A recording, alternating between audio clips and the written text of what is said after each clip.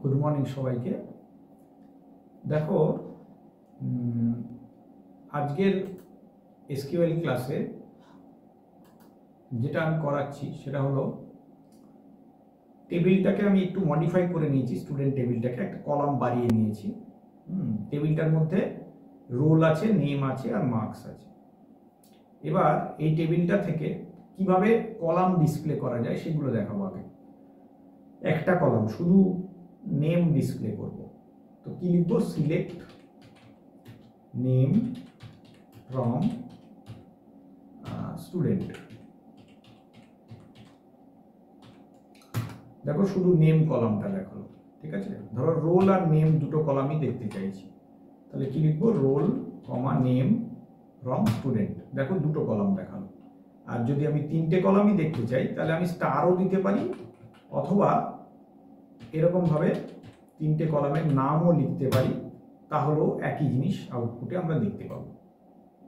বুঝতে পারলে? আচ্ছা, এইবার ধরো বিশেষ কোনো ক্রাইটেরিয়া দিয়ে আমি যেটা দেখতে চাই। কীরকম? ধরো চাইলাম যে যাদের মার্কস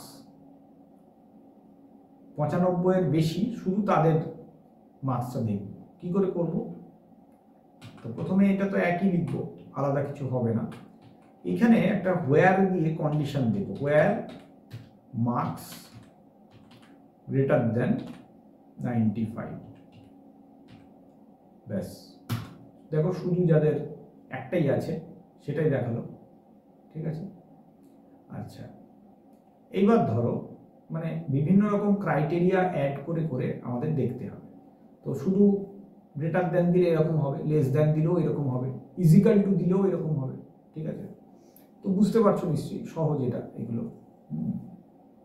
এইবার যেটা করতে হবে সেটা হলো, এগুলো কিন্তু স্টার দিয়েও হবে, হ্যাঁ, একই জিনিস। সবকটা কলামের নাম না দিয়ে শুধু স্টার দিলেও কিন্তু আউটপুট আমি একই দেখতে পাবো। সেটা নিশ্চয়ই তোমরা এতক্ষণে বুঝে গেছো, তাও আমি একবার লিখে দিলাম। আচ্ছা, এবার ধরো এই টেবিল থেকে আমি একসঙ্গে দুটো শর্ত মাধ্যমে কিছু দেখতে চাইছি। কি কি? না, নাম শুরু হতে হবে এ দিয়ে এবং মার্কস হতে হবে 95-এর বেশি। তখন কি লিখব? এইটা লিখব এবং সেকেন্ড শর্তটা অ্যান্ড দিয়ে জুড়বো, জুড়ে লিখবো নেম লাইক সিঙ্গেল কোটেশনের মধ্যে এ পার্সেন্টেজ, মানে এ দিয়ে শুরু হবে এবং পার্সেন্টেজ হচ্ছে একটা ওয়াইল্ড কার্ড ক্যারেক্টার, পরে যা খুশি থাকতে পারে এ দিয়ে শুরু হয়ে। এবার দেখো নো রোজ সিলেক্টেড দেখালো কেন? কারণ হলো যে আমার নাম যেটা আছে সেটা কিন্তু ছোট হাতের এ নেই, বড় হাতের এ আছে। কাজেই এইখানে কিন্তু তোমাকে খেয়াল রাখতে হবে, যে ডেটাটা দেখাতে চাইছি সেই ডেটাটার কিন্তু প্রপার ভ্যালু থাকতে হবে, তবেই কিন্তু আমি আউটপুট দেখতে পাবো। বুঝতে পারলে? আচ্ছা, এটা হলো একাধিক শর্ত ব্যবহার করে যখন ডেটা দেখতে চাইবো এইভাবে দেখবো। বুঝতে পারলে? আচ্ছা, এবং অ্যান্ড করে তুমি আরো অনেক অ্যাড করতে পারো, অনেক শর্ত পরপর অ্যাড করতে পারো। কিন্তু যদি এমন হয়, ধরো আমি অ্যান্ডের জায়গায় অথবা বলতে চাইছি, তখন কি করব? এটা করব, অ্যান্ডের জায়গাটায় আমি অর লিখব এবং লাইক দিয়ে, ধরো আমার সেকেন্ড শর্তটা দেয়া আছে যে যাদের নামের শুরুতে ই আছে বা শেষে এইচ আছে, ধরো হ্যাঁ শেষে এইচ আছে, তাহলে এরকম শর্ত হবে। একটা শর্ত হচ্ছে 95-এর বেশি মার্কস হলেও দেখাবে, অথবা যদি এইচ দিয়ে নাম শেষ হয় তাহলেও দেখাবে।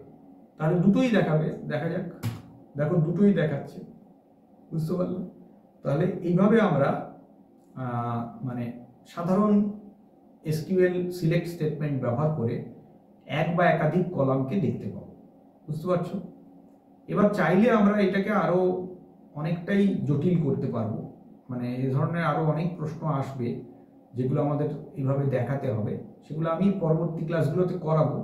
প্রত্যেকটা ক্লাস ফলো করো, তাহলে বুঝতে পারবে ধীরে ধীরে, ভালো লাগবে নিশ্চয়ই।